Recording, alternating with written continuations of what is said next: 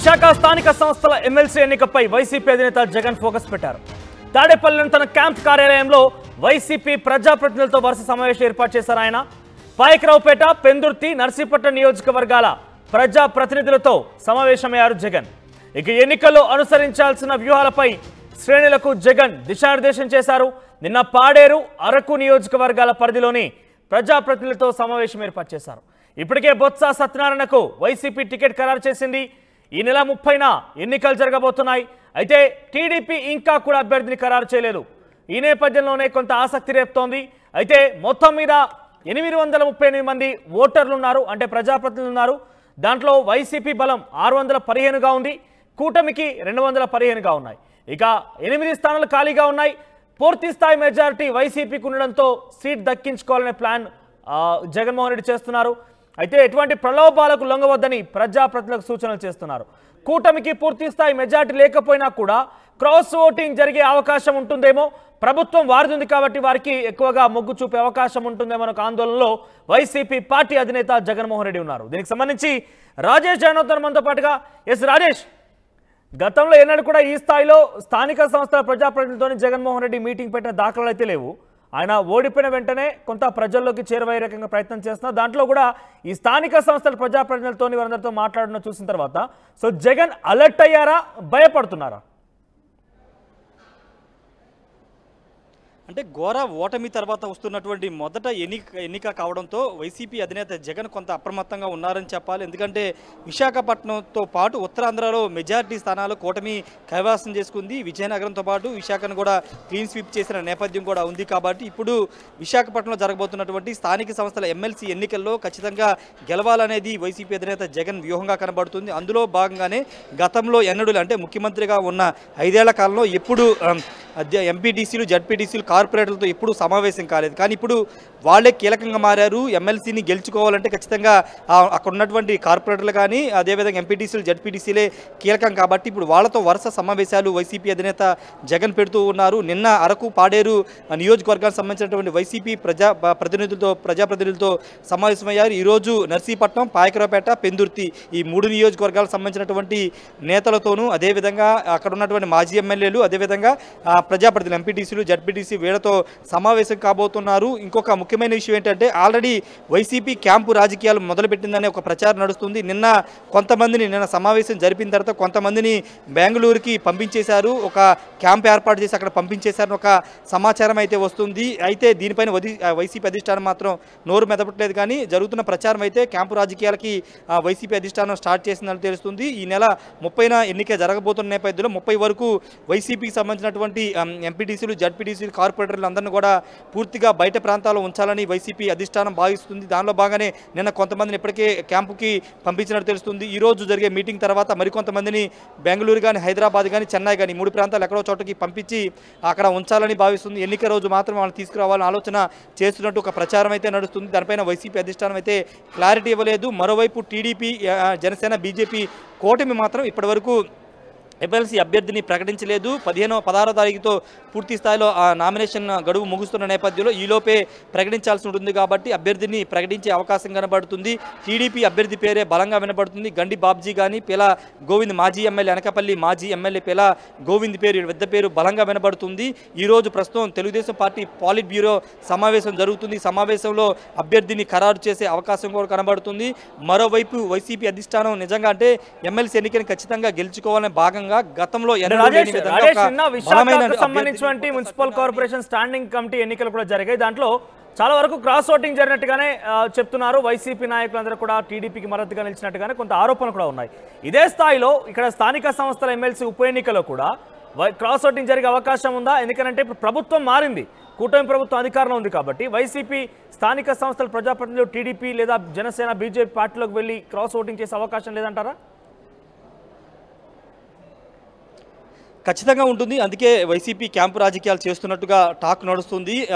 615 స్థానాలు వైసీపీకి ఉన్నాయి, 215 స్థానాలు మాత్రమే కూటమి. ఈ నేపథ్యంలో మెజారిటీని తిప్పుకుని ఎమ్మెల్సీ స్థానం కైవసం చేసుకోవాలంటే కొంత కష్టమైన తరం కాబట్టి, కానీ క్రాస్ ఓటింగ్ జరిగిద్దని ఒక అభిప్రాయంలో వైసీపీ ఉంది. అంతేకాదు అభ్యర్థుల్ని అంటే ప్రజాప్రతినిధులు ఎంపీటీసీ జడ్పీటీసీని వాళ్ళ వైపుకు కూటమి వైపు తిప్పుకుని ప్రలోభాలు పెట్టే అవకాశం ఉందని వైసీపీ అధిష్టానం భావిస్తుంది. కాబట్టి జగన్ ఎక్కువ ఫోకస్ పెట్టి వరుసగా నియోజకవర్గాలకు సంబంధించినటువంటి అక్కడ ఉన్న లోకల్ ఎంపీటీసీలు జడ్పీటీసీలు కార్పొరేటర్లతో సమావేశం పెట్టడం, వాళ్ళకి ఇన్స్ట్రక్షన్స్ ఇవ్వడం, వాళ్ళకి పార్టీ ఏ విధంగా అండగా ఉంటుందనే ఒక అంశాన్ని తీసుకురావడం చూస్తున్నాం. ఖచ్చితంగా బొత్స సత్యనారాయణ గెలిపించాలనేది జగన్ వ్యూహంగా కనబడుతుంది. దాని వెనక మండలిలో వైసీపీకి 38 మంది అభ్యర్థులు ఉన్నారు, ఎమ్మెల్సీలు ఉన్నారు. ఈ నేపథ్యంలో అక్కడ బలమైన వాయిస్ వినిపించే వాళ్ళకి నాయకత్వం వహించే లీడర్ లేరు. ఈ నేపథ్యంలో ఎమ్మెల్సీగా బొత్స సత్యనారాయణ కనుక గెలిపించుకుంటే మండలిలో బలమైన వాయిస్ వినిపించవచ్చు. ముఖ్యంగా ప్రభుత్వం తీసుకొచ్చే బిల్లులకు సంబంధించిన విషయంలో అడ్డుకోవచ్చనే ఒక భావనలో వైసీపీ అధినేత జగన్ ఉన్నారు. కాబట్టి ఇప్పుడు అభ్యర్థిగా బొత్స సత్యనారాయణ తీసుకురావడం, అభ్యర్థిగా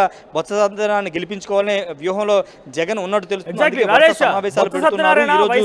అభ్యర్థిగా ఉన్నారు. ఆయన మాజీ మంత్రి జగన్ ఏకంగా రంగంలోకి దిగి ఇప్పటికే కొన్ని వ్యూహాలు రచిస్తున్నారు. ఉన్నట్టుగా క్యాంప్ రాజకీయాలు కూడా తెరలేపారు. కానీ కూటమి ప్రభుత్వం మాత్రం ఎవరు అభ్యర్థిని ప్రకటించలేరు, ఇంకా కూడా సతమతం అవుతోంది. ఎవరు ప్రయత్నం చేస్తున్నారు అంటే ఎంతమంది ఆశావాహులు ఉన్నారు, వారు ప్రయత్నాలు ముమ్మరం చేశారా, ఏమైనా ప్రయత్నాలు కనబడుతున్నాయా?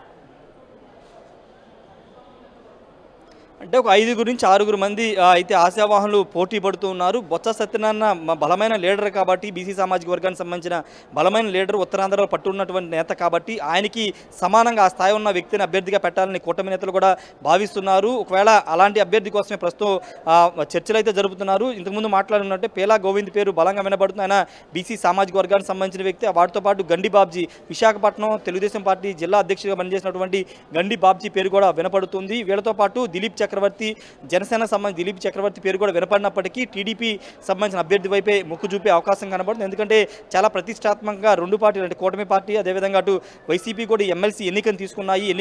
ఎన్నికల తర్వాత 2 నెలల తర్వాత జరుగుతున్న మొదటి ఎమ్మెల్సీ ఎన్నిక కాబట్టి గెలిచిన తర్వాత ఖచ్చితంగా ఒకవేళ కూటమి గెలిస్తే కనుక ఆ విజయ పరంపరను కొనసాగించాలని కూటమి భావిస్తుంటే, మరోవైపు ఘోర ఓటమి తర్వాత వచ్చే ఎన్నిక కాబట్టి ఎన్నికల్లో గెలిచి ప్రజల్లో మాకు ఇంకా బలం ఉంది, ప్రజలు మా వైపు ఉన్నారని నిరూపించుకోవాలని వైసీపీ భావిస్తుంది. కాబట్టి ప్రతిష్టాత్మకంగా అన్ని పార్టీలు తీసుకున్నాయి. దానిలో భాగంగానే వైసీపీ అధినేత జగన్ వ్యూహాలను సిద్ధం చేస్తూ వరుసగా సమావేశాలు పెడుతున్నారు, క్యాంపు రాజకీయాలు చేస్తున్నారు. కాబట్టి ఈరోజు టీడీపీ పాలిట్ బ్యూరో సమావేశం జరుగుతుంది. కాబట్టి ఈరోజు సమావేశంలో అభ్యర్థి ఎవరైనా దానిపైన నిర్ణయం తీసుకునే అవకాశం కనబడుతుంది. 2-3 రోజుల్లోనే అభ్యర్థి పేరు కూడా ఫైనల్ చేసే అవకాశం కనబడుతుంది. ఇప్పటికే జనసేన పార్టీతో, బీజేపీతో పార్టీతో 2 పార్టీలతో చంద్రబాబు మాట్లాడినట్టు తెలుస్తుంది.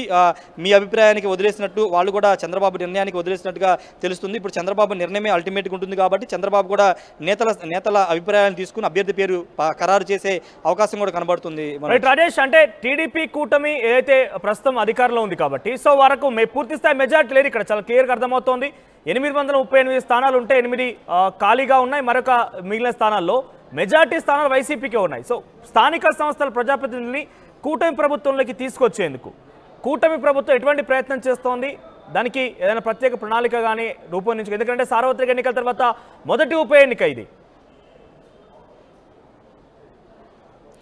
ఖచ్చితంగా కూటమి నేతలు అయితే ఒకటే చెప్తున్నారు, లోకల్గా మీ పంచాయతీలో కానీ లేకపోతే జడ్పీకి సంబంధించినటువంటి మండలాల్లో అభివృద్ధి జరగాలంటే కూటమి అధికారం ఉంది కాబట్టి కూటమి అభ్యర్థిని గెలిపించుకుంటూ కూటమికి సహకరిస్తే కనుక అభివృద్ధి సాధ్యమవుతుంది. ప్రతిపక్షంలో ఉన్నటువంటి పార్టీని గెలిపించుకోవడం ద్వారా పెద్ద అభివృద్ధి సాధ్యమవుతుందని ఒక స్లోగన్ ద్వారా అక్కడ ఉన్నటువంటి స్థానిక ప్రజాప్రతినిధులను, ఎంపీటీసీని, జడ్పీటీసీని ఆకర్షించే ప్రయత్నం కూటమి చేసే అవకాశం కనబడుతుంది.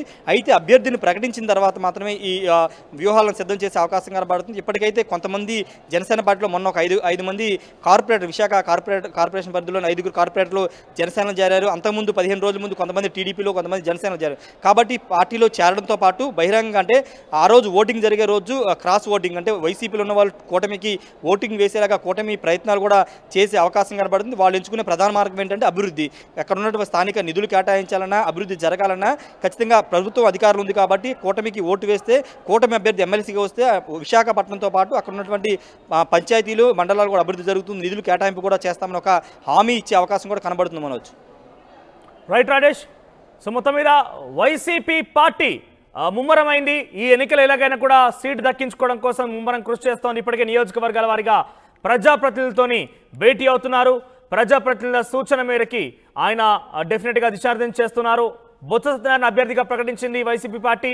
ఇప్పటికే పెందుర్తి, పాయకరావుపేట నియోజకవర్గాల ప్రజాప్రతినిధులతో భేటీ అయ్యారు. ఇక పాడేరు, అరకు నియోజకవర్గాల పరిధిలోని ప్రజాప్రతినిధులతో కూడా భేటీ అవుతున్నారు. గతంలో ఏనాడు కూడా వైసీపీ అధినేత జగన్మోహన్ రెడ్డి ఈ స్థాయిలో స్థానిక సంస్థల ప్రజాప్రతినిధులతో భేటీ అయిపోయి వారు దిశానిర్దేశం చేయడం కావచ్చు, వారితో ముచ్చటించడం కావచ్చు జరగలేదు. సో ప్రభుత్వం కోల్పోయిన తర్వాత మొట్టమొదటి ఒక